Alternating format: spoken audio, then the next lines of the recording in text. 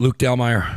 Luke Delmeyer knives, handcrafted, handmade knives. I use mine every time we go to the pop-ups, and it is ridiculous. It is just something special. There's something different.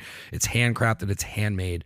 Luke has grown since we started the show to now, where he is pumping out knives and classes. I want to push his classes. If you go to lukedelmeyer.com, it has all the information for the classes, and you get to take a 2-day course, and you go over everything from safety on how to use it. You're selecting the knife handles out, and you're really from top to bottom getting to go through the whole experience. Where else can you find that in the Valley? Luke is a very special person to the show. He's really cool. We've done projects together. We have apparel we're doing together. I really want you to go check it out. If you're interested in handcrafted stuff, working class stuff, blue collar stuff, like this is the area you need to go to. But it's lukedelmeyer.com, Luke Delmeyer, handcrafted knives. Sign up for those classes, those courses. Go check that out. It's really cool. It's a 2-day event, and you get to experience making your own knife, and then you take your knife home with you. And you're going to take home a little bit more than that. So check out Luke Delmeyer, friend of the show. Always awesome watching him grow. lukedelmeyer.com. Mindleafcbd.com. Mindleaf. Easton Zone, Mindleaf CBD. I didn't know a lot about CBD till they became a sponsor and they started coming on the show a lot. And Liz is huge for, I learn something every time she comes on. They are over in College Hill in Easton. You can check out all their information on mindleafcbd.com. I believe you can order there, but go experience the store. Liz's mom works over there. Liz keeps bringing in products such as the honey flights. They have peanut butter, the infused pretzels. My favorite thing is the tinctures to go to sleep. I have problems sleeping, and these things put me out, and I have a little bit of lucid dreams riding a unicorn, and then I wake up back to normal, and then I get excited to do that again. So my big thing I use with them is the tinctures and the balm. The balm is another one. I use it for aches and pains on my knees, and my old man uses it for his arthritis. Mindleaf CBD. They are over in Easton on College Hill. Please go check the store out. Really cool space, and like I said, Liz's mom's over there, and they will help you with everything. It's awesome that they're super local, and I stand behind their CBD and everything that they got coming out of there. That's Mindleaf CBD, mindleafcbd.com. I'm Mark. I run a detail shop. It's called Rips Auto Detail. I'm in Allentown, Pennsylvania. I offer high-line detailing. I don't do cheap stuff. I don't do dirty minivans with French fries in them. 1 or 2 French fries under your seats probably are all right. I can make an exception. But if you're looking for the best in the area in paint correction, polishing, ceramic coatings, paint protection films. You hate rock chips? I got paint protection film. We can cover your car in a big old clear sticker you won't even see. We can keep those scuffs, abrasions, rock chips, all that stuff down. You need your windows tinted? We can get that done for you too. Basically anything as it comes to you, highline aesthetics for your ride, we can get it accomplished in my place of business. So that's Rips Auto Detail. You can find that on Instagram. RIPS Auto Detail. You can find it at ripsautodetail.com. You can call me 484-553-1366. I can't thank the Valley enough for the support. I've been doing this for 19 years. Next year will be 20 years doing this gig for money, cleaning cars, and it's taken me on a lot of crazy rides. And I met a lot of cool friends and a lot of cool people, including my friend Mike here along the way, and I just appreciate that everybody lets me do what I do. I just like shiny cars, man. It's what I like. And I'll be happy to work for you. So if you're interested in that, you can find me at all those avenues I just listed, and I'd be really happy to talk with you, happy to meet you. All right, cool. I'm going to set the timer now. Never Again Radio. I have no clue what episode this is. Welcome to Never Again Radio, man. How are you? We just jump into it. Cheers. Let's do it. Cheers. Nice Modelo tonight. I'm excited to talk to you about art.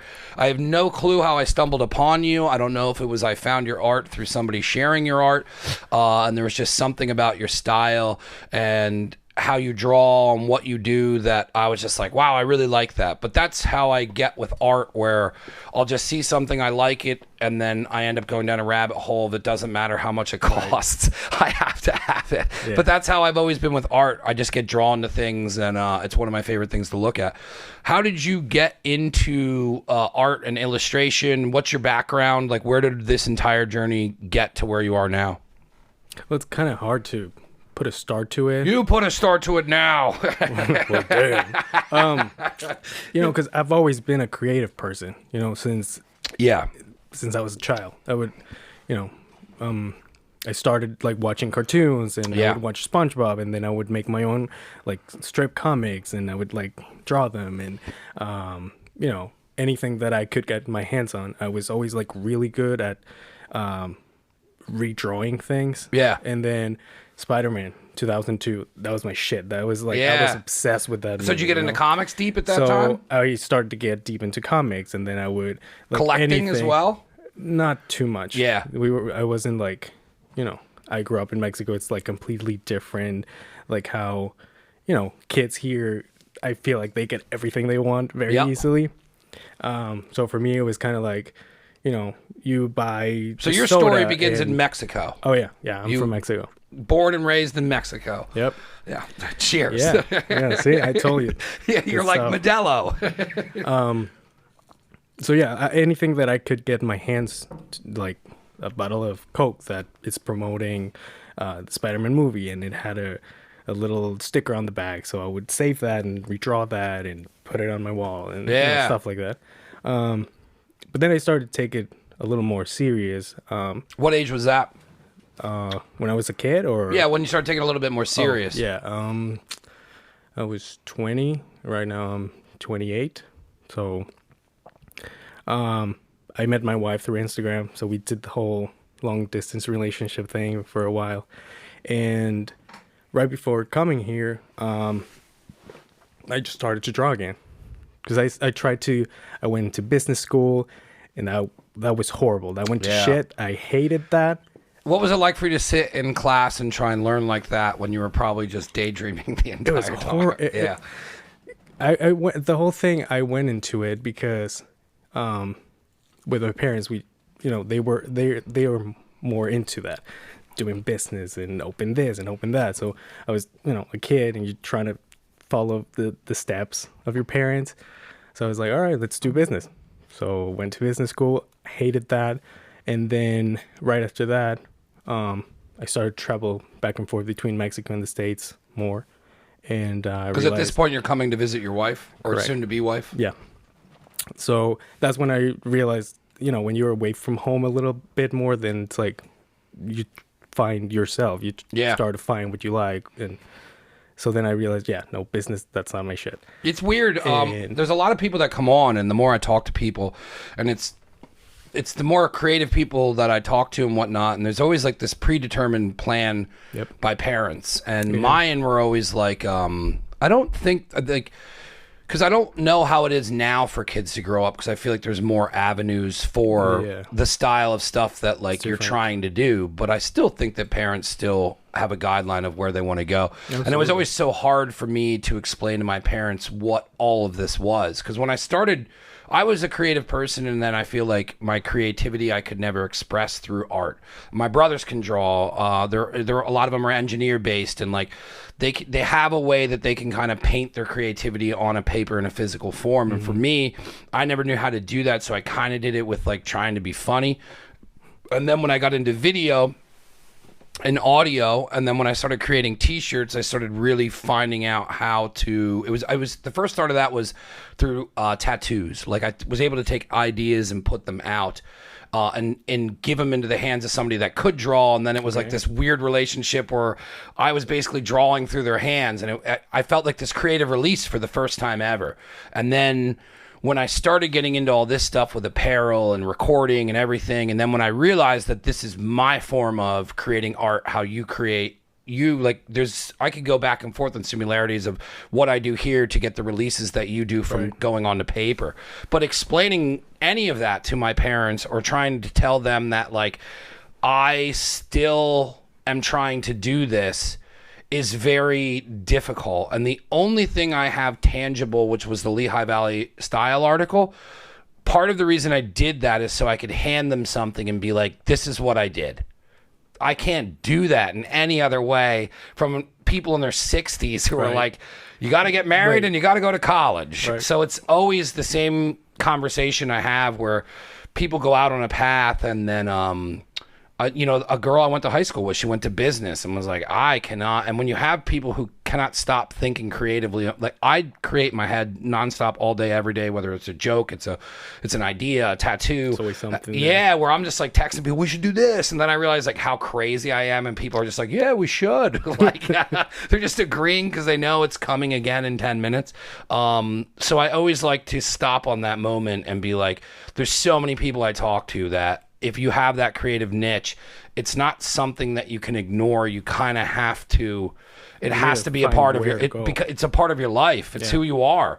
And then to explain that to somebody, like my parents are creative, but I have a creative blend from them. It's like, and it's different. You grab mixed. a little bit. Yeah. So like, I know where I get my artistic side from because my dad always drew all of my projects in high school. Okay. And then I know where I get this from like my grandmother. But like, my dad didn't ever pay attention to his art. He got drafted into Vietnam, and you know what I mean? Like, and then he worked a blue collar job and got married to my mom and have 4 kids. And then now you have to raise 4 kids. So there was never a part where my dad was like, I should be an artist.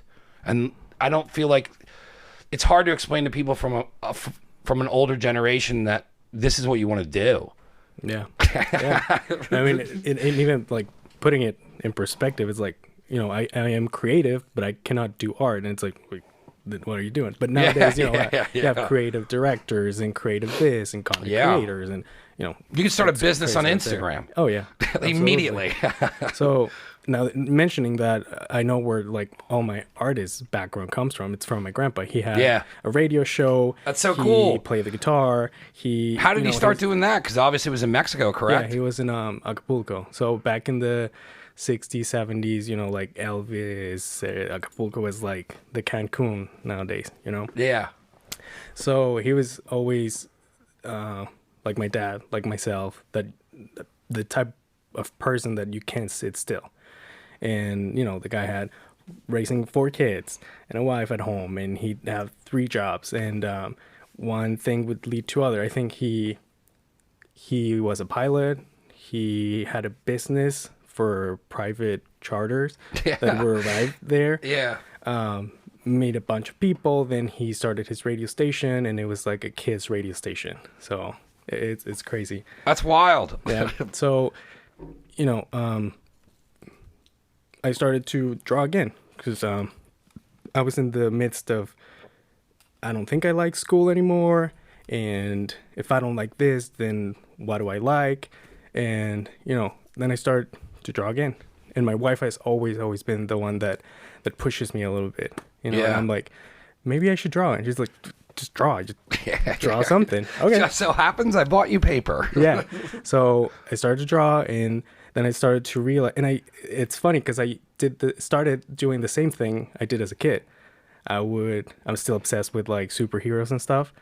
So, I don't know, we'll watch a movie and that seems really fucking cool, and, you know, start to draw that. And then I started to realize that's good. It looks good. And people around me would tell me, you know, you should share that to the world. And so I did. So I started to share little drawings of Spider-Man and Black Panther and so on. And then COVID hit. And then my wife and I are sitting home completely by ourselves doing nothing. And what was the feedback when you first started sharing the art? It was great. It was unexpected. It was, you know, I would just be redrawing in a very, like with alcohol markers and color pencils. So I would try to make it as real as possible.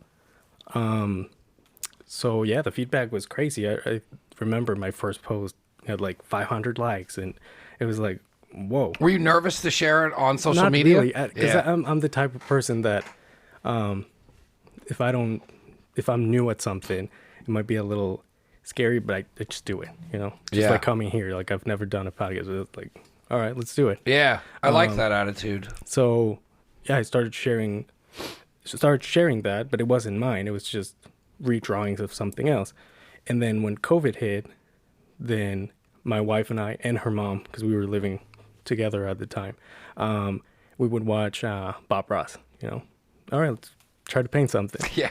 And so you would watch the shows like, because we did that. It's crazy because how far Bob Ross goes back, because Bob Ross, we went when I was at elementary school. There was a time of the day, and I think it was only Fridays, but they went around and they gave you a piece of paper, and then they turned the lights off, and it was how they ended the day. Was you watched an episode of Bob Ross, and you would paint like a deer in a tree. Yeah, I'm horrible at that. Was like I was a child. You know what I mean? Yeah. So like to how Bob Ross like did all that and like touched that many people and like was that big of a thing, and then kind of became like, you know, like a cultural figure after he had passed, and then, you know, memes and everything else. It's like, it's crazy. There's a movie coming out. Yeah. I think it's like a doc on his life or something. I think there was like crazy stuff that was going on, because then there was like people who like, it was like a business that was being ran about Bob Ross. It looks super interesting. But like that guy, you know, the fact that like it's been going on that long with Bob Ross, people watching and painting or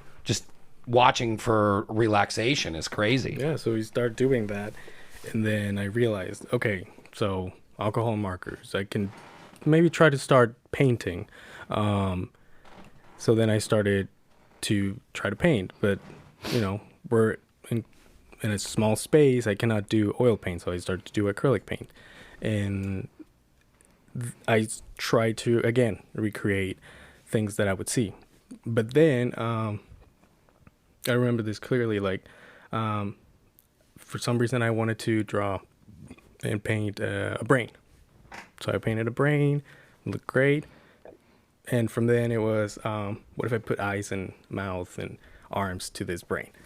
And that's how I came up with Brian. And then finding that allowed me to, which was hard for me creatively, because I had all these ideas, but I was never able to execute them because I would draw Spider-Man. So it's like, how do you deconstruct that? I know there's artists that do that, but at the time I didn't know how to. So then I literally grabbed a piece of paper. I made a brain from all sides, put eyes, mouth, and everything. And that's how Brian came up, which is the main character. I deconstruct and paint and do all sorts of things with that. And everything started, I just learned by myself. I didn't go to school.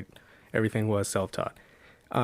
But then I started to take things more seriously. I started to, and this is still COVID, so there's nothing else to do, you know? What did it feel like when you had him finished? Because I'm understanding kind of like where you have your rabbit hole and like where, because like I don't draw and I'm not an artist in that fashion, but then I never really talked to anyone who you would almost need something to kind of create a world around. Yeah. And then it was, so what was that like for you to have him finished and look at it and be like, oh, I can do so much with it? Because that's kind of how I am with like creating a burger or food or like the podcast, where I was like, oh, okay, cool. The interview format now is this, and I can bring a million different people in here, and now they're in my art and my version of kind of what you were doing. So like, what's it like to look at that piece of paper and be like, there it is. It was like, now I shit. can change the colors and put a background, and you know, it's almost like, you know, like it's almost like skateboard art in a sense with like like World Industries and stuff, like when they had a very specific character that they used for almost all of their same boards, and it's like I never looked at it in the way that you're talking about it, where it's like you create it and it's done, and then it's like, oh, I can do a million things with this. Yeah. What was that like to look at that? It was awesome, because that's when I realized, okay, me, Brandon, I cannot go everywhere. I cannot be everywhere. I cannot, you know, do all these things at once. But this guy, I can put him in space. I can make him float. I can deconstruct him. I can make it a flower. You know, I can do whatever I want. And did you feel a sense of relief? Yeah, because at the time it was I get these times and periods of time where it's like I grab an idea and I try to expand it as much as I can, and sometimes it's too much. And I was doing that with when I started to do more serious art. And it wasn't flowing. It wasn't really what I wanted to do. And when I drew him, it was like, holy shit, this is it. And a friend of mine, a great friend of mine, who is business marketing, she's amazing with that, helped me to build a brand behind this. Colors and build a logo and do this and do that. And she really was the one that helped me to understand how much potential I had with that. Yeah. because she told me, okay, if you draw this, it might look cool and people might like it, but you can make Brian represent people. You know, someone can find meaning to it. It cannot just be a cute little cartoon. You know, people can find meaning to this, and that's when, holy shit, okay. And throughout all this time, at this point, it was 2 years of sharing art, and I was studying, reading books, podcasts, videos, courses to perfect what And I this was is when you doing. were starting to take it a little bit more Yes. seriously? Yeah. And when I found him, I was like, okay, let's do this for real. You know, I took courses and courses and courses and courses, and I What were the courses on? Skillshare. Have you heard of that? I'm sure you have. It's like, you know, we were talking about YouTube having ads. Yeah. like every 2 I'm seconds. sure it'll be on my phone when we get off here. Yeah, they're hearing us. But yeah, shout out to Skillshare. It's amazing. It's a great platform for creative people of all kinds. If you want to learn how to cook, if you want to learn how to paint, if you want to learn anything, and it's courses made by professionals. And you take lessons and classes, and there's homework, and you study, and they give you the tools. It's incredible. And there's anything on there? Yeah, it's a lot of stuff. Yeah. I started to learn 3D modeling, so it's all there. There's probably all kinds of like tools and stuff for like marketing and design and stuff for Yep. like how to push your YouTube channel. Yep. I'm getting on it as soon as Yeah, we're out no, of for here. real. And then I want to look up cool stuff because I was talking to my friend about learning like knife skills, like better knife skills with like cooking and stuff. Yeah, Yeah. It's like all types of things. Business, how to make a clothing brand, how Yeah. to screen print, how to anything you can think of. It's really cool. And then at that point, then I realized that this little brain can represent multiple things. And then I started to paint bigger canvases, and then I started to really look into the details. And at that point, then I started to make stickers, and then I started to connect with others. And that's like what I fell in love with. Yeah, about being the an artist. networking and then Yeah. because now you have kind of a finished product as because I don't know. I'm kind of comparing it to like the people I follow, like graffiti artists and stuff, and it's like you're not just kind of like dicking around with an idea. You have a finished thing, so now you're talking to other artists who have finished products, and then you're kind of networking and building and talking to other people about how they grew their stuff. That's got to be It's pretty wild to get involved awesome. in. And I got to meet amazing people because of it. You know, people that I would have never met if it wasn't for art. It takes courage to share something that you put your time into it, and then you fall in love with it and put it out there. But once you're out there, like things start to happen, and it's awesome. And the cool thing that I've learned going into this is that you have people like Cos.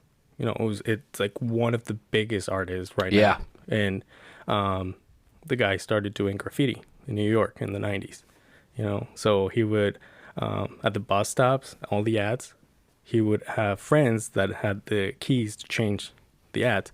So he would take it at night, paint on top of it, put it back. And he started to make a name for himself. I love stuff And like now that. It's the guy is the #1 artist right now. Like one of his, what's the name of his? It's like a companion. That's what it's called. Yeah. It's like a little skeleton with Mickey Mouse. Yeah, hands and once gloves. I saw he was working with Disney and Fortnite. Yeah. And I watched that grow because of I had some hip hop guys come on, and a couple of them turned me on to a hip hop guy in Canada, and that was probably the first time I saw somebody collecting it serious on a level that they had money. Yep. And then I started looking into it more, and then it was just something that was in everything, and you would see it, and I subconsciously knew what it was, but it was just, that's what that is. Like I've seen it. Yeah, like how you looked at your thing the first time you saw it. It's like it's a thing that just represents nothing but everything. Yeah. So, but then watching it just go and go and go and go, and then I think Philly did a museum day about it, which I always see those and I want to go and I don't, and then I always kick myself in the ass because it's an hour drive. I'm like, dude, you should have went to that art show. Yeah. And then I saw it just keep getting bigger. And then I just kept seeing it in other people's social media. Then I saw it on Fortnite. Then I saw Disney doing one. And I was like, dude, where, like, there's not really, and like, what's crazy is the bigger it keeps going. And when they connect to somebody like Disney, I'm like, oh, well, his thing's bigger than Disney. Like, you know what I mean? It's like his thing represents more than anything he attaches to it, which is crazy that he was able to express that through art. Yeah, it's crazy. And now, you know, I have nephews and they love Fortnite. And now it's like, oh, wait, I know that guy. He's from that, you know? It's like, whoa, okay, that's crazy. So you have, you know, people like him that you're self-taught, and then you started to build a career. Then he started to go to school and all that stuff, you know. And then you have, you know, amazing artists that like out of this world, like Daniel Arsham. He's an artist from New York. That guy is insane. Like, he's insane. Like, he's the one I look forward to. Yeah. Full on school, but now he's working with like the biggest brands you can think of. Pokemon made an episode with him, hand drawn by him. Like that yeah. They don't do crazy. that. But I think we've reached a point where art is not just, you know, the technique and, you know, how it used to be with modern art and now contemporary art. We're at a point where anyone can be a creator, and that's something that I always encourage people to. Yeah. Like, just create. I have collectors. One dude, he collects art from, like, I cannot even afford that. Like, I don't even know how he does it, but he collects amazing art from amazing artists. And he, you know, he's bought art from me, and he shared with me recently that he started to draw. You know, he's like, I collect so much art from so many people, and just recently he started to draw, and it's incredible, you know. So I encourage everyone to just create, whether, you know, if you want to cook, if you want to draw, if you want to paint, if you want to carve a pumpkin, if you want to, whatever it is, you know, because sometimes we always have, like you said, like, we're all creative, but sometimes we don't realize that.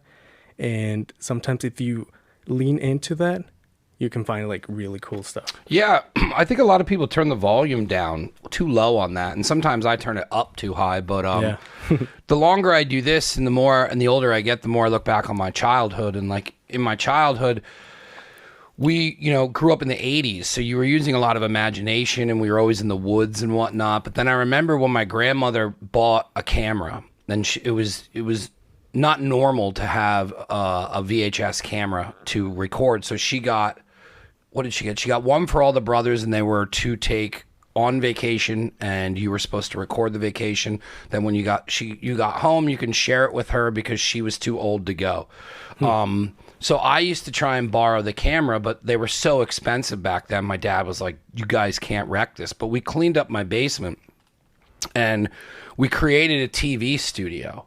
And I used to do a talk show, and my brother was really big into Halloween, and we would have masks, and we would put masks on, and I would tell him, hey, we're going to come on, I'm going to interview you.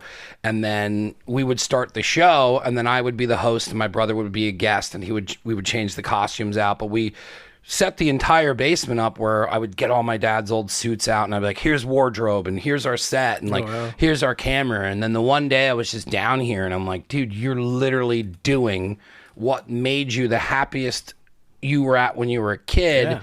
And I finally just like struggled through enough bullshit in life where I just focused on what made me happy and not what other people wanted me to do or what I was told I had to do to pay for the things around me.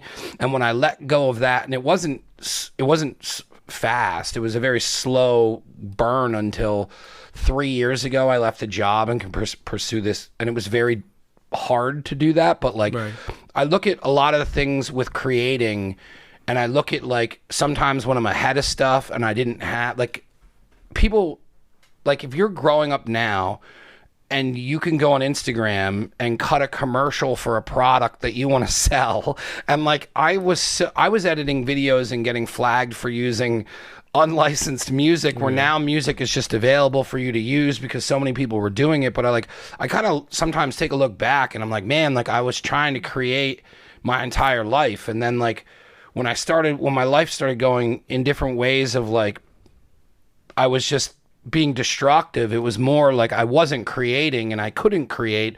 Therefore, it was creating emotions of like, I was frustrated. And then when I started doing this started becoming my place where I go that will level out my day. As long as I come back to never again, my life, it's a compass. Like if Monday was one of the worst days I've had in a while. Tuesday, I started doing podcasts again. And when I was done with the podcast, I was up here. And then when I did a podcast today, I'm up even higher. And I'm like, oh, like this has nothing to do with anything other than like you naturally need to create. And some people ignore that. And they go to a 9 to 5 and they rot in an office and they hate their goddamn life and it drives them crazy. And they're mean to their kids and they just can't, you know what I mean? Like, and then I just feel like not enough people explore expressing themselves. And I talked to my friend the other day and he's telling me about his life. And I'm like, what do you do for a creative outlet? And he didn't have an answer. And I'm like, you must be miserable. I have to do this. Yeah. Yeah. I don't feel okay if I don't. And if you look at like growing up and not being able to create, I mean, that's why like I stopped and wanted to know like where you were going with the different times of your life when you need to create. Because when you run into creative people, they're people who don't give up on creating. Yeah. I have conversations with people where they're like, man, I wish I did what you do. And I'm like, you can. You can. Yeah. Like pick something up. Yeah, absolutely. Because, you know, everyone has something in them. Like my wife, she's the most creative person, one of the most creative persons I know.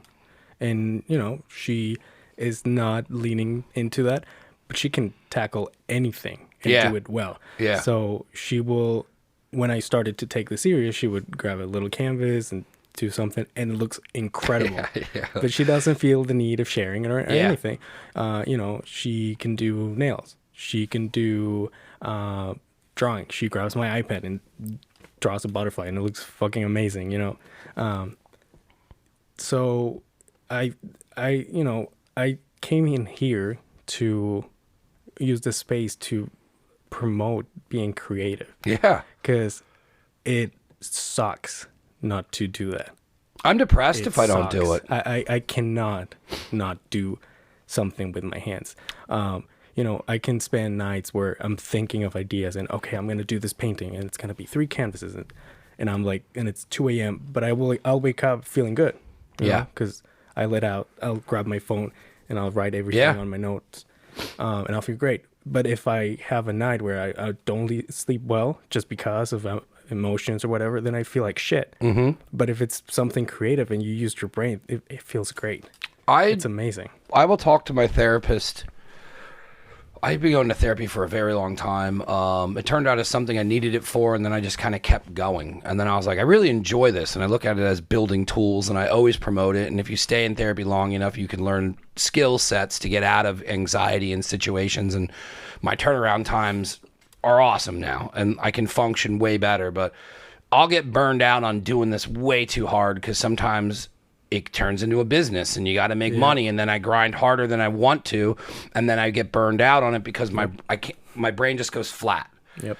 And then I'll go in there and I'll be like, I don't know, I need a break, and she'll start going, I don't know, you don't. And I'm like, what? And she's like, well, you don't do good when you take breaks. And then the last time I took a break and went in there, I was like super down, and I looked at her and I was like, I put my tool down. And she's like, yeah. She's like, you should pick it back up. But this is my thing that I used to get out of the worst situation. It was built on a crazy situation in my life, and then it was just built into this coping mechanism, and then I kept using it as a coping mechanism. And now, like, if I don't do this, like, I'm not happy. Yeah. Like, the show does well, and it's respected, and because of the hard work that's put into it, but I would be doing something similar to this if it didn't go on the internet, and I would just be doing something in some sort of a fashion when I was a kid, and just like, I always did it. And if I don't do it, I'm not okay. You're not yourself. Yeah. And it's hard. And I think sometimes people get frustrated because they don't know how to express themselves creatively. Yep. So then they'll just like get drunk or find something to do, or like, that's kind of like where I was all the time, is like, I always just started talking about like, let's do crazy stuff. Like, I was the one who would talk to everybody and like, let's go down to the club tonight and dress up as like oil tycoons and like talk in Southern accents. And they're like, what? But I would like, you know what I mean? Like I always was creative. So then we would wear like bad suits and put on our dad's like musk, and we would walk in and people would be like, who are you? And we're like, what do you mean, who are we? And then like we'd stay in character the whole night. And then like I kind of started, like, when I stopped drinking and was getting out of doing that, and like what you were doing is I started taking it a little bit more seriously. Is like, well, what's this itch?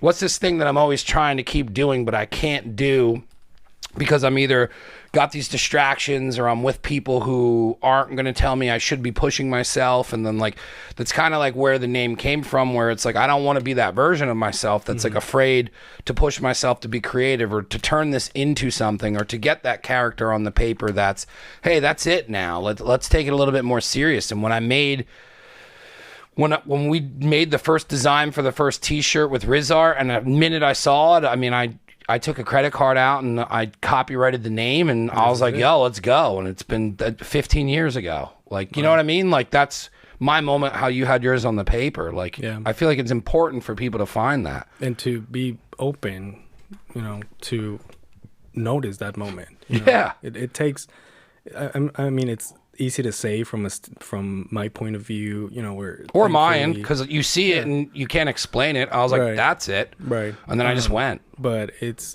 amazing, like it's amazing. And again, meeting the people that I've met thanks to this, it's so cool. And thanks to, you know, being online and being on social media, you get to work with awesome people, and I get to collab with amazing artists, and you know, it's awesome. Sometimes it's difficult to find that fine line between being your career and something you love and then being work, because it's not only me creating and all the stuff, I need to share it. And then it's when you start to that social media grind, social media shit and the timing and then you can't even ask someone else to do it because they're not going to do it the way you want to do it. I've had people try and do it. Yeah. Right. And that's, you know, that's nowadays I see where it can be hard to be a creative person, because not only you deal with, okay, I'm going to share my shit with the world and hopefully people will like it. Okay, no, you have to make videos. You have to, then you kind of have to learn everything, because I need to learn how to edit videos. I needed to learn all of the Adobe stuff. I needed to learn because I needed to, when I started to make stickers, okay, I need Illustrator because I need to make this look good, or, you know, start to make professional illustrations, to make prints, to make stickers, to, you know, I need a website. I started to learn how to code the fucking website. Yeah, dude, that's crazy. Did you primarily start this digital? No. So it was originally just art on paper and then you transformed it into digital? I started, you know, color pencils, then it was alcohol markers or Copic markers, whatever.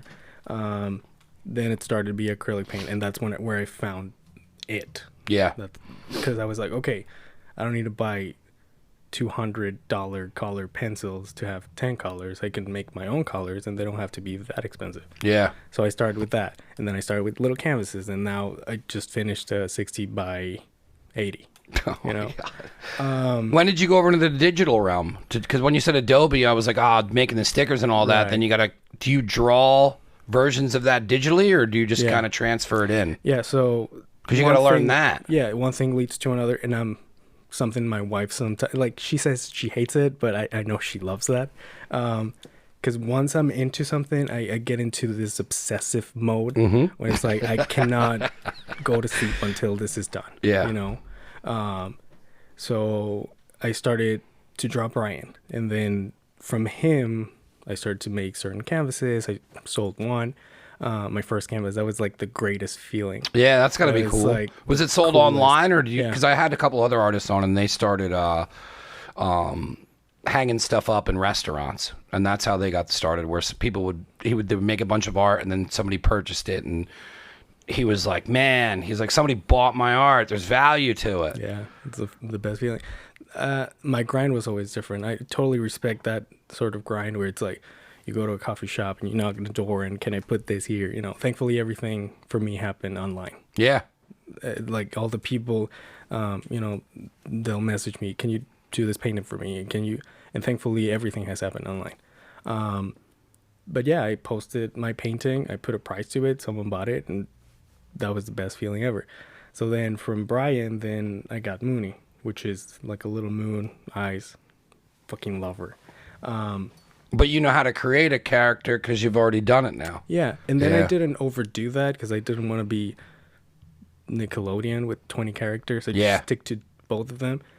And then I started to find meaning into that. And then I started to realize, well, Brian represents myself, the way I am. So if you look at my paintings, when he's there, usually the ideas always start with him. And the colors, the places I put him in, it's somewhere where I would see myself there, or colors that I like for myself. And then Mooney started as, that softer part of me, inspiration, and my love life and the sweet little cute things in the world, So from there, I started to realize, okay, I can paint this all day, but I need to make money. And at the time, I didn't have a job because I recently came here to live here, and the whole process of, coming here, green card, no job, da da da da da. So I was painting all day. So I was like, okay, I need to make money out of this. How can I make money out of this? So then I started to draw it on paper, take a picture, put it on the laptop, and try to do it there. So then I started doing stickers, and they started to sell out. And then from there, it was like one of these like free sketch apps for the laptop. And looking back, they look funny. It's Well, funny. you always got to start with the free version But, of stuff. And from there, I was able to, sell a couple stickers, and then I found a way to start using Illustrator. But then I needed to learn how to do it, and I'm not gonna do like the shitty job. So I needed to learn that, and then I learned Photoshop, and then I learned this. So you and were then- learning all these on that space that you're talking about where you Yeah. can learn stuff? and not only there. YouTube? I mean, nowadays the information's out there. Yeah.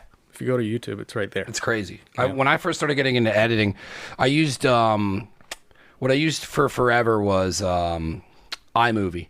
And then when I started getting into like more of like serious editing and like where it was taking 4 cameras and using multicam, and my friend Jer, he knows Final Cut and he's a block away. So I'm like, all right, cool. I'm going to get Final Cut because if I have any problems, it's through him. But then I would get into headaches and you don't want to keep calling the same person. So I was like, YouTube. And then I got a 13-year-old kid from England telling me how to, like, I just felt so dumb. crazy. I'm like, this kid's like, yeah, you just do this and this is that. And then like, Yeah. even for promos and stuff now where it's like, oh, all right, like I want to do a different version of a reel. And then like, I'll look up Final Cut, how to do a reel. And then there's like, you go to videos and it's just, burp, and then in 15 minutes, I can troubleshoot my problem and then just move on with the editing process. Yep. It's crazy. Like, I knew none of this. I never went to school for any of this. I never went to school for film. I never went to school for anything technical. I probably should have been in that realm, and I probably would have been okay with a job because I would have at least been able to travel. Like a lot of the production companies, they go out to Vegas and whatnot. You're doing boring stuff, but like you're getting to see the world. So I think I would have been okay in that field, but at the same time, none of all of this was just learned off of a computer. Yep. And lighting. I'm still learning lighting. I can get the audio down to do this, and I know how to change my levels. And sometimes I'll be sitting down here and just doing all this shit, and I'll be like, it's so crazy you know how to do any of this. There was no college at all. Right. At all. Yeah. I tried. I was going to go to Full Sail University, and we were going to check the school out. I was tackling something that I knew I probably was going to fail at, and then the plane got canceled because of weather, and then we just never rescheduled, and that was the only time. But I mean, that school's not the same now. Now it's like online courses. It used to be a online. university. Yeah. But I knew people who went there, and they're like, you can't fuck around here. Like, you have to get the grades, and then the only way you get that job is from those grades. So, like, if you think you're coming here and you're going to have beers one night, like, no. So like, I don't know how it would have turned out, but self-taught like that, it always impresses me. But when you started going down, talking about all the things that you learned, like those aren't easy things to learn.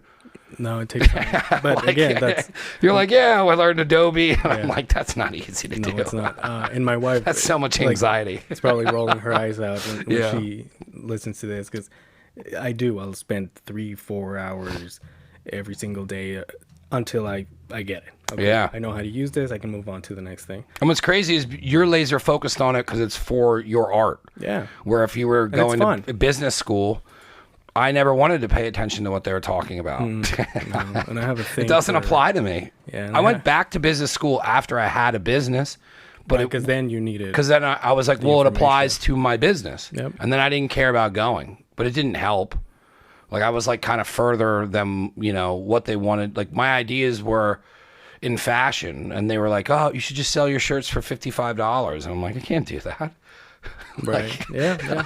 But yeah, I mean, thankfully, and I think I'm resourceful enough, and somehow I get the skill that if I want to learn something, it just happens that I'm good at it. Yeah. But yeah, and then I started to do digital art, and then, you know, I started to edit stuff, and then I started to do stickers, and now I do print. And all the sales was basically coming off of your Instagram following at the time? Yeah. Yeah, everything's online. Everything happens online. And then the cool thing also is that when you're an artist, you start to understand things better when it comes to art, and you realize that if you see a graffiti, then I'm like, whoa, that's fucking incredible. As before I would see it and it's like, you don't pay attention to it because it's on the street, and you give value to people's creativity. Yeah. And from that, I started to trade stickers. So I would be sending stickers to people here and there, and I got to send stickers. I've got to, it's crazy. Like the places that I've never ever thought of going, places that I didn't even know exist, I get to send stickers there, and it's been really cool. It's been a great experience, and hopefully I get to do this forever. It's not easy, because sometimes you don't sell the damn thing, but I still find joy out of it. Yeah. And being able to express myself and, share it out there, it's very rewarding. What's it like having it at the point that you do now? Because, I mean, a lot of the stuff that you put into it and built into it, and then the fact that you're even able to create a business online and find an audience that's buying your stuff, or like even to trade with stuff, and like you're almost a part of a community of people who respect you and are buying things from you. What's that like to be kind of just living in that right now?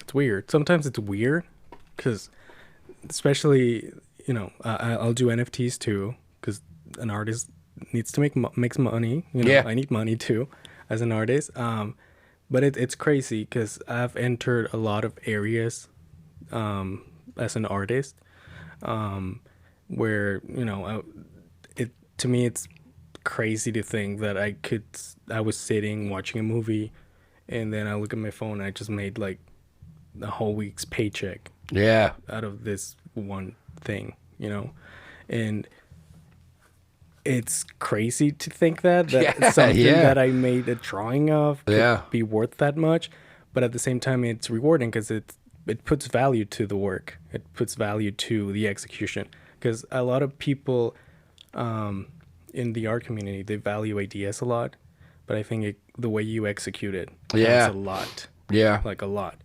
Because I see, I don't criticize whatever I see online. And then there's times where, I'll see something that looks easy to do and it has a gigantic audience as compared to some of the artists that have very small accounts but make incredible stuff, So it's weird how nowadays how it operates, how your value it's attached to a number of followers or a number of views. But being online, it's a little weird, and at the same time can be very like rewarding. I like that you brought up the value thing, because I feel like in the beginning I couldn't put value to stuff, and the longer I do this, the more you do things, and it's tough now to be in a position where I'm like, well, I can do this and make the same amount of money I would in a week at a job. Mm-hmm.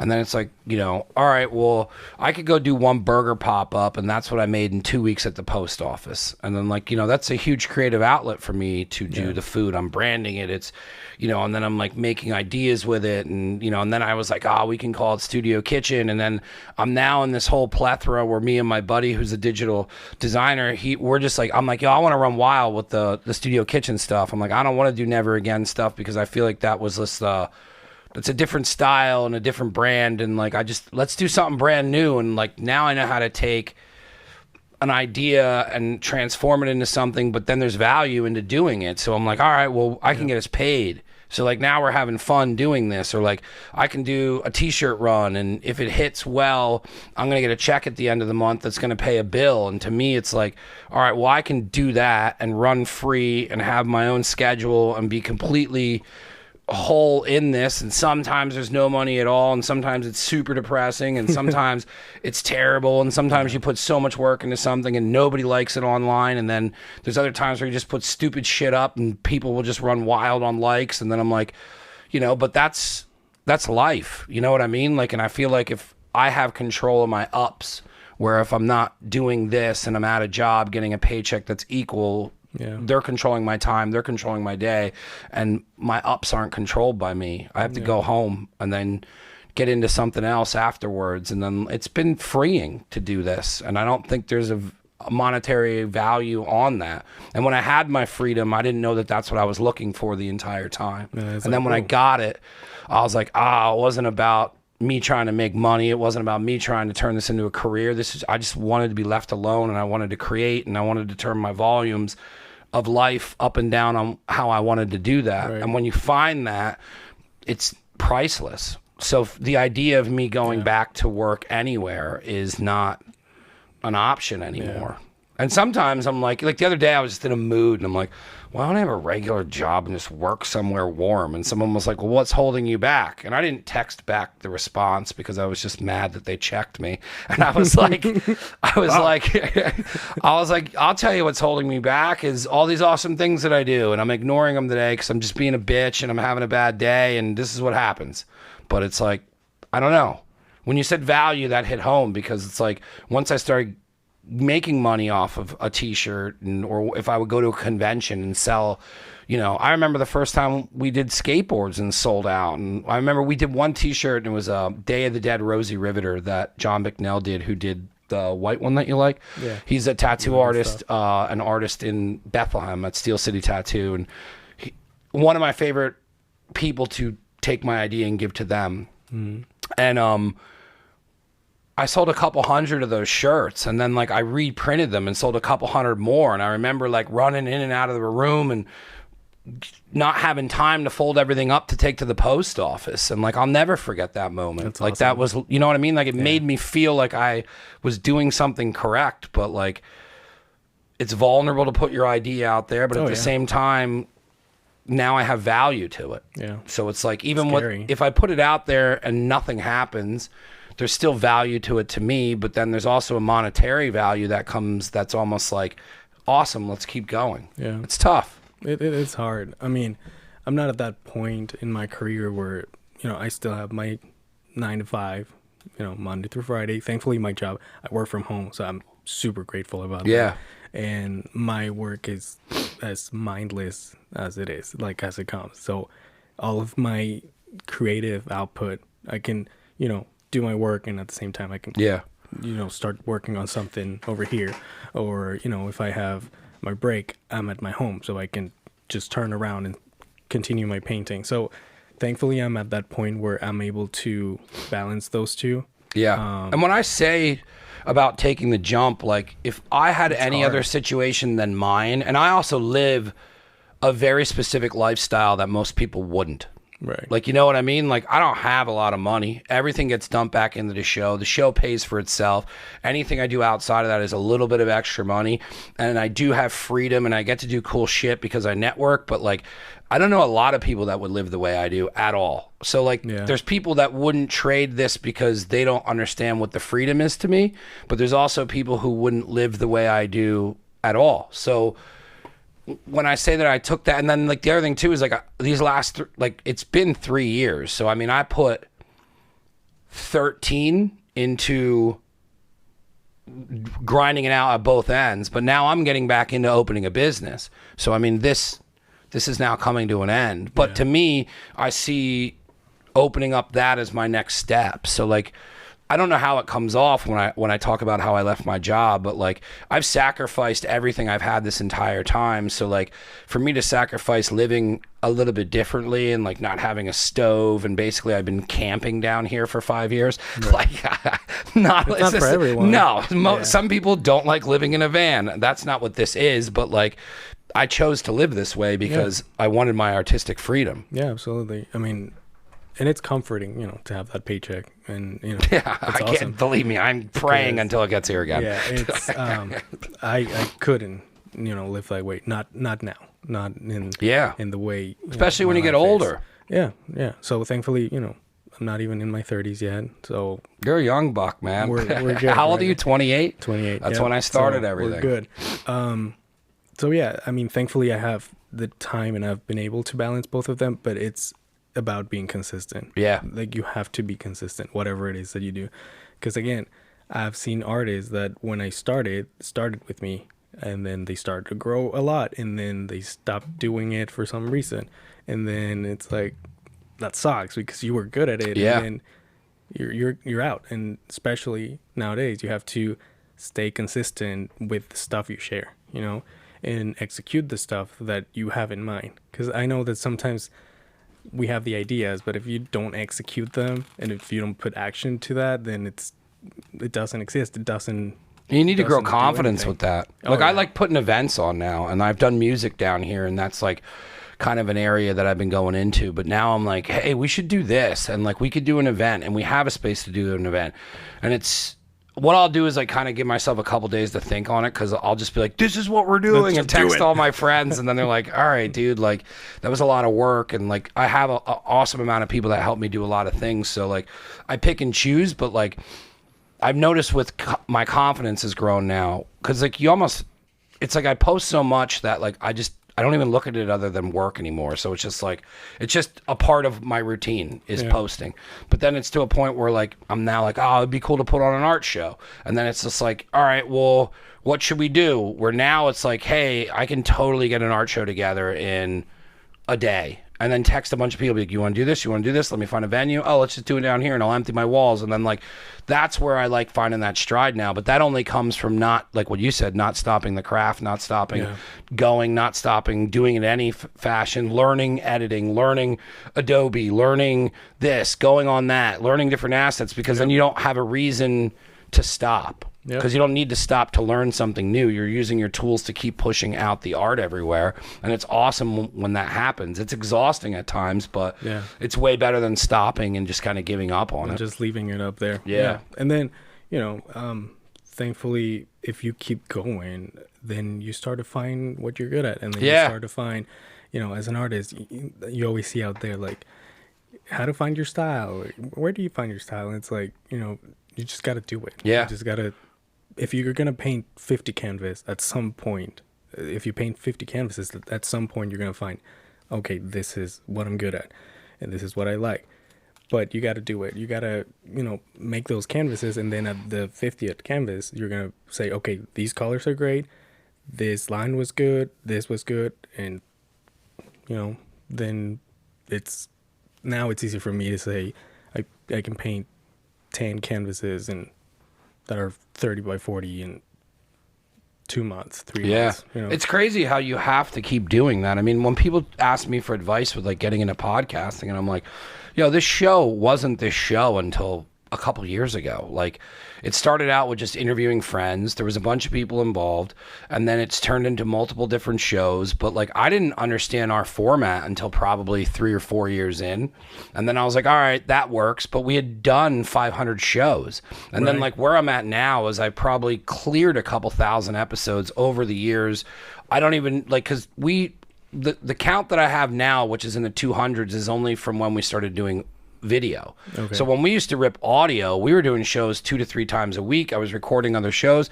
Like, I've definitely cleared over 1,000 podcasts at this point. So like, I try and tell people, you're gonna get into it, and I tell everybody, first of all, it's work. You know what I mean? Like what you do is work. Yeah. I can't pick up and just do that. It's not a hobby. No. Yeah, it's not a So hobby. it's like, all right, well, I'm excited that you want to try it, but you're going to find out in 5 episodes whether it's a pain in the ass. You got to have a bunch of people meet up. Even if you're doing a solo one, finding the time, editing, lighting, making it look good. If you're just doing audio, that's probably the easiest way it's going to get done. Then it's like, all right, well, what's the show going to be about? We didn't know. We would literally, when we first started, I had so many people around me because I didn't know what we were going to do and I was scared. And then when I had to do the show by myself, when the pandemic hit, it just happened. And I was like, oh, that's what I was trying to do. But you had so many people around you because you were scared to do it that they always not got in the way, but always took part of the interview over, and I would let them go. And then it was always a duo. And then when it finally came out to where what we're doing now, this only developed because this is what I wanted to do, but I couldn't do this because I was asking other people to do it for me. Right. And like, there's a part of that you can't explain to anyone. Yeah, it's weird. It's real weird. Really weird. Like, but you have to just keep doing it and keep doing it and keep doing it. And then like, I ended up having to do it alone. And I remember being like, fuck, what am I going to do? And then I'm like, all right, well, I can put this here and I'll hook that up. And then somebody can just set these and then I can turn the lights on. And then as long as I get to here, I'll just do it. And then the show became the show. And then I started noticing people being like, hey, this is good. You know, which I'm sure when you start putting your work out there, this is awesome. But when I would get done with an interview, someone would be like, hey, that was a really good time. And I was like, oh, all right. Before they had fun, now they were complimenting me on this. And I'm like, oh, fuck, you learned how to interview. I'm like, it's a skill set. Yeah. People are worried when they come on. I'm like, I got it. Like, I got it. Like, let me do this. Yeah. So it's like, I relate in that sense, but it's cool to see somebody like yourself come from wanting to do something and then forcing yourself to do it and then turning it into a business and then not letting any of the obstacles with running that, which are every excuse in the world to stop teaching, learning, and then create your character, push your character, brand your character, put your character out there, make money here and there on your character, and then turn it into something that you feel whole about. Yeah, and it's a little hard too, but no, it's been almost 5 years of doing this, like for real, to put it in an hour or two. But yeah, you got to do the work, and it's also very rewarding to see what you can do. Yeah. Because at times I hope in about 2 weeks, 3 weeks to launch new products on the shop. And I like redid the whole thing, changed colors and everything. And it was fucking horrible to try to recreate my website. I spent my entire weekend trying to figure out how to just put a fucking background on it, but I did it and I loved it and I love it. And it's rewarding to grab your idea and doing it and then having it out there, the end product. It's awesome. And then like you said, having people that will text me, hey, can you do this for me? Because when I started doing commissions, it was like logos because I knew how to do illustration. So I started doing logos and they were not bad, but I realized, wait, this is not what I want to do, Yeah. It was hard because I was doing my art, but then I was getting paid for doing something else. And then you get pulled away from doing what you're trying to work on. But then you got to like come back to what you want to do. So then I started to sell my canvases, and then I realized, oh, okay, people want to buy my shit. Okay, the way it is. I don't have to paint your dog. I can have someone else to buy what I like to do. And then thankfully, it's been incredible to have people that I don't know them, and I'll have to ship something to Germany. And like you said earlier, go into those post office trips that you have to like go and drop It's off crazy stuff. when you start having to look into awesome. like customs and how much it's going to cost. Somebody bought something from me once and I paid, I think it was Germany. They bought a t-shirt early on, and I was like, I'll pay. It was I lost money on it, but I just was like, nah, it's cool. I'm sending you a t-shirt in Germany. I've had instances where it doesn't make it. And I think I sent something Yeah, to that sucks, Egypt too. and it didn't make it. And Yeah. I was like, shit, I lost $20. No, I worked for the post All right, office. let's- It's a let's horrible send it back. place. But it's really, Last job I had. that's funny. But yeah, it's really crazy to think that so many people have bought my stuff. And, Yeah. I'm still building a career and I'm, still working on making something legitimately profitable out of this, Do you do but art shows or anything? not yet. Yeah. I'm working on that. That's like one of my, How do you see that going? Like how do you It's how do you possible. Yeah, but like Yeah, how it's do you possible. envision it? Doing canvases and yeah, I have, prints like the stuff that you gave me? maybe we can create something cool. Oh, 'Cause you're 100%. like in my level of craziness. Yeah. I'm gonna have a restaurant which we can use as a venue too. Yeah. So what I'm envisioning, I just finished that 60 by 80 canvas, and it's a collection of paintings, which I haven't talked about online. So you're the first one to hear this. Yeah, doggy. It's called Vibrances. So it's 6 paintings. It's all black backgrounds, and it's this deconstructed, very energetic type of painting. Has a lot of movement, and it's really cool. And it all started because my nephews came over. The smallest one, Connor, he made a painting, and the colors, I was like, whoa, those colors are amazing. So I just grabbed the colors, I did something with them, and then it developed to an idea. So in my crazy brain, I want to put the canvases, and I want, because the idea started of a kid just making a painting. Yeah. I want to collaborate with whoever comes in. So if I can make people complete a painting with me, that'd be awesome. And now that I'm learning 3D modeling, I want like something AR, something, that integrate that Yeah. into it. I don't want just people to come in, see paintings and walk out. It has to be interactive. And I like that. yeah. That's cool.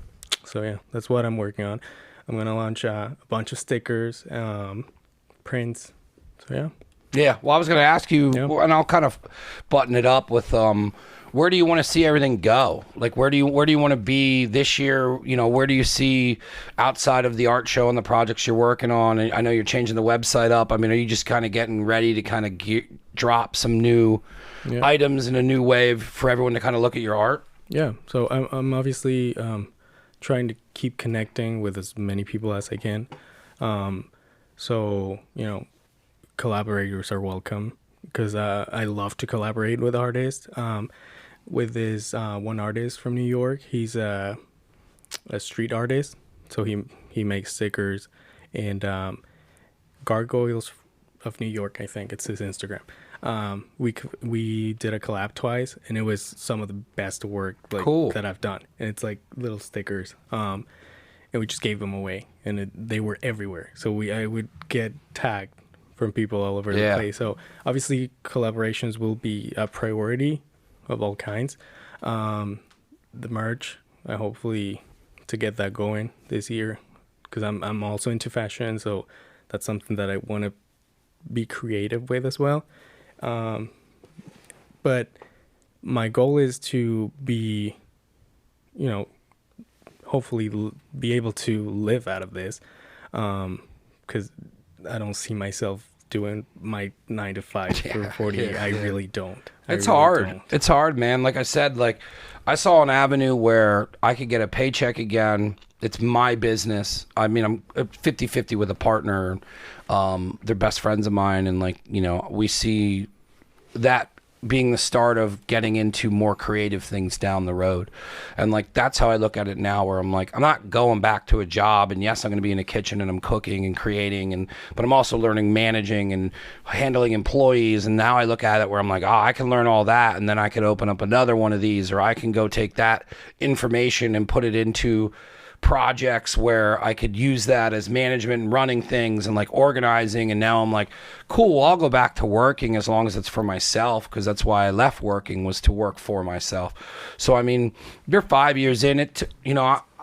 I started when I was 28. I just turned 43, and I'm still learning and I'm still pushing this, and sometimes it gets tough, and then I'll talk to people who I used to talk to when this was just an idea, and they're like, yo, it's crazy the shit you're doing. It's it's crazy all this stuff, but I don't look at it from that point of view. I'm just down here, mad scientist lab going Just crazy. executing, Yeah. Yep. Where I'm excited to go upstairs and kind of be more public. I hide behind my work a lot.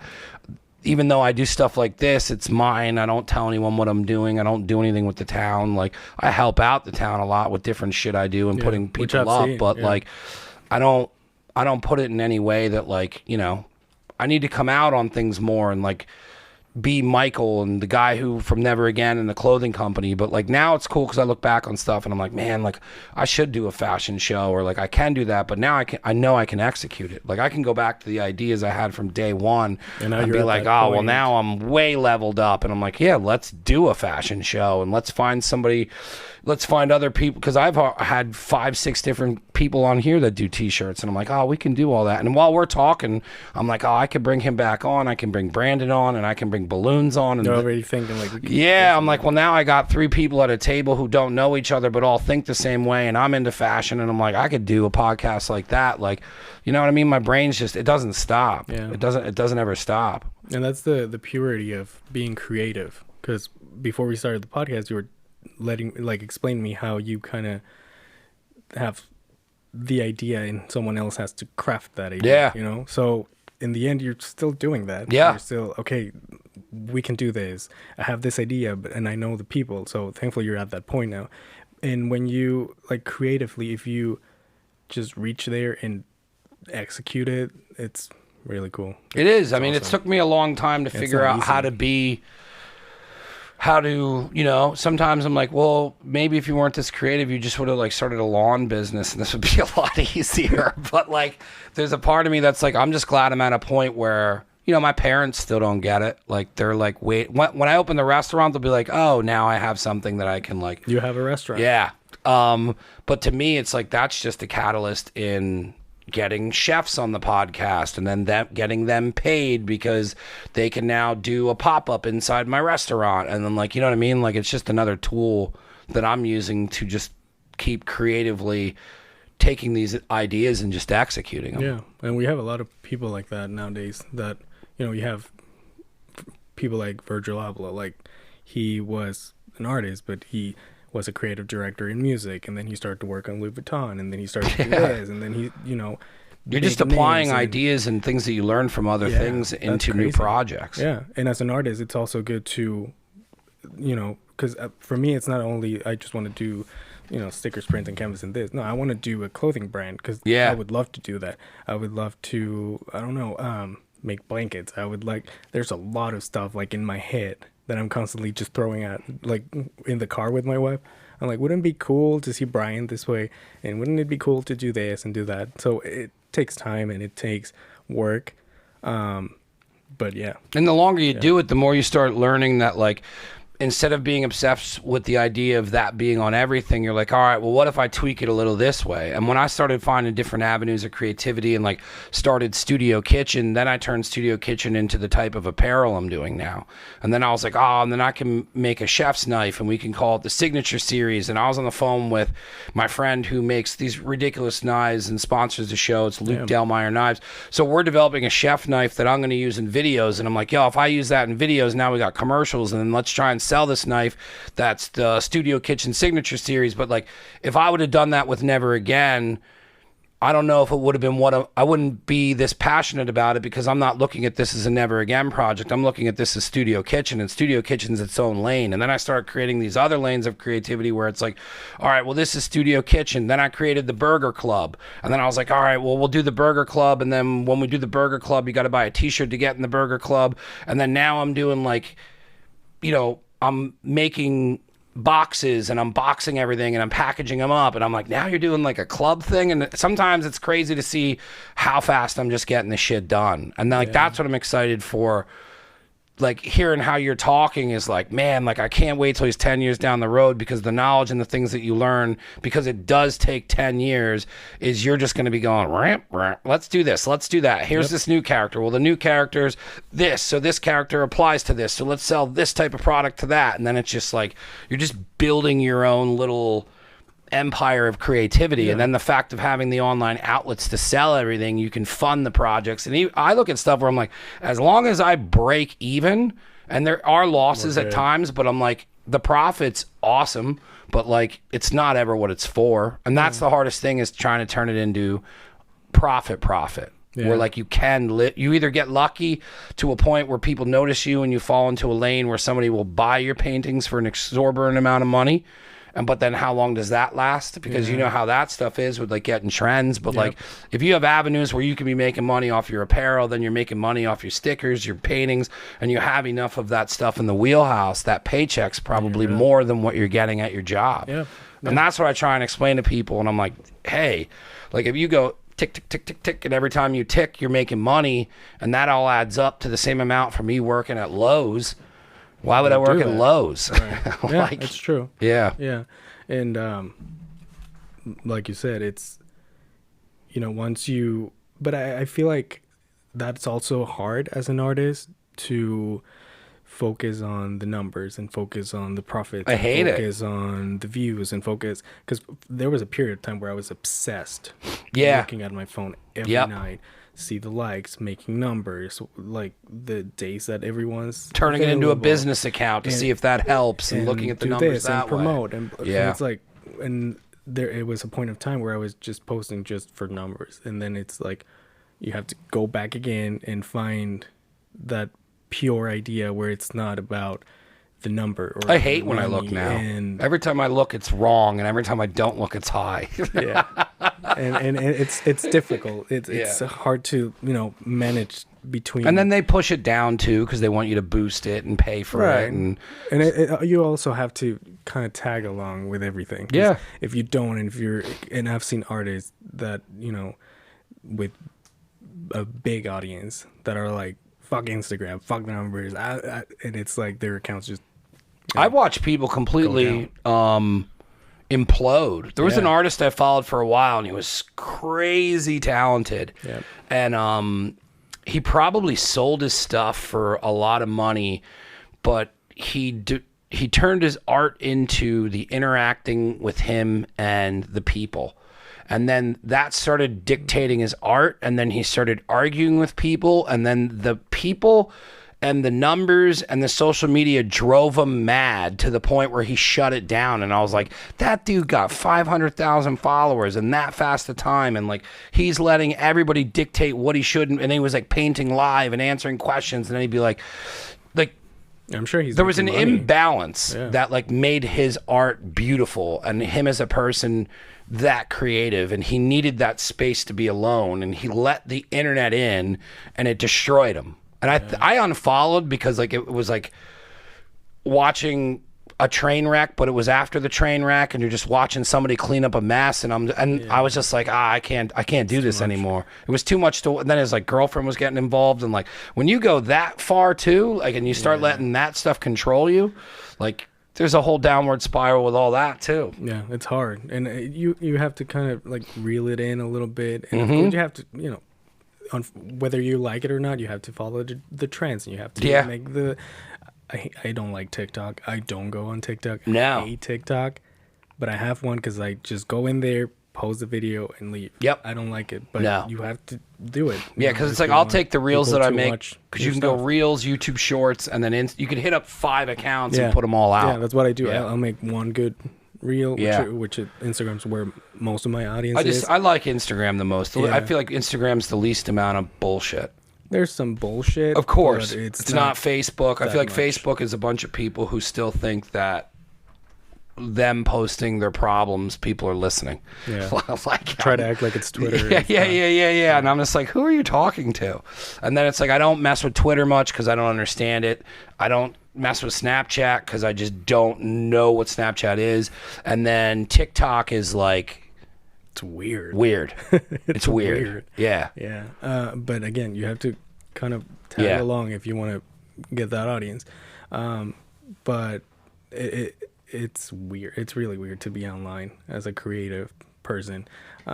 But again, I think the advantage that us artists have against, I don't know, people that have to make vlogs or whatever, it's that you get to make real connections, not just like bullshit connections or brands or this. Yeah. If I go on Twitter, I met awesome people because of it. And thanks to Twitter, I got to connect with one of my favorite artists who I followed since I started, and now we get to talk to each other. Yeah. And he's in England, super freak. And I admire so much that he built a great community out of his art. Yeah. And that's so crazy. That's something that's a goal of mine, to build an actual community of people. Not like a weird cult Yeah. Facebook. Yeah. You know, it's an actual active community, and, you know, he shares his work, but it's not about him anymore. Yeah. It's about, you know, connecting with other artists and all that. And that's incredible. That's awesome. Yeah. So yeah, that's a definite goal of mine. It's been a pleasure to get to know you. I never know how these are going to go, especially when somebody's nervous. But this has been an awesome conversation. I don't get to have this was more of a conversation than an interview, which is what I try and do. Sometimes the guest kind of falls short and you just have to keep constantly answering questions or asking questions. But this has been awesome. I love talking about art. I'm obsessed with art. I love your stuff. Thank you. I can't wait to see where you go from here. The story and everything, it's just got such a cool vibe to it. And then just hearing people not give up on being creative and like really staying in the conversation we had about being creative. And I really like to point out what you pointed out with like value on your art. And I just can't wait to see how much further you go down. I would love to collaborate into some projects with other artists. When I have the new studio, I'm going to have a version of it where it's more, I can get more people in a room, and it's less equipment, and it's going to be more just conversating and hanging out and bullshitting. Sometimes that's hard to do here with all the shit everywhere, but I'm going to start talking to the other guys and see if I can do it sooner than later, but I'll contact you or stay in touch, and I'm sure we're going to talk more after this. Absolutely. But I want to give you a chance to plug where anyone can get your artwork, where anybody can get the things that you're doing, how they can follow you, and just kind of your main social media stuff outside of TikTok. Yeah, TikTok. I post a lot and I dance a lot. And I do all this stuff. All of my social media is just brandondm.art. Instagram, Facebook. I'm mostly active on Instagram. TikTok, it's brandondm.art also. I don't even know, like, that was with TikTok. I'm on Twitter. Just in my website, it's the same thing, brandondmart.com. Cool. Yep. You're a first-time listener, first-time watcher. It's neveragainstudio.com. That has everything I do on there. You can listen to the show on there. You can watch the show on there. I don't think anyone really does that, but YouTube. If you go to YouTube to watch it, the show is much better to watch on YouTube. I know if you're an audio person and you enjoy it that way, it's way better with the video. So if you go there, subscribe, like it, check it out. There's other shows on there besides this one. There's a jiu-jitsu show. We have a sports show we do now, which is just totally out of control, and I think it's turning into my friend having a gambling problem, and we're forcing him to start gambling. So if you like bullying and sports, that is Studio Sports. I have other shows that we're doing too. So the YouTube is going to be growing on its own. Instagram, that's my main thing. Never Again Studio on Instagram. If you go on that link tree, it'll take you to my drop shipping apparel setup through Dynamite Screen Printing. He's the sponsor of the show. If you need any apparel, I'm working with him, so hit me up. Other than that, please check out all of his stuff. He's a really dope artist, and his story was awesome. Thank you so much for coming down. All right, thanks, man.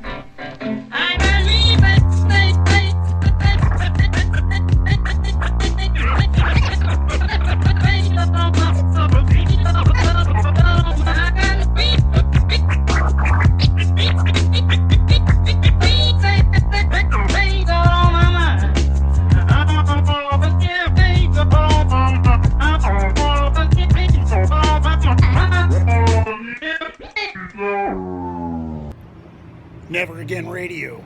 Get into it, brother.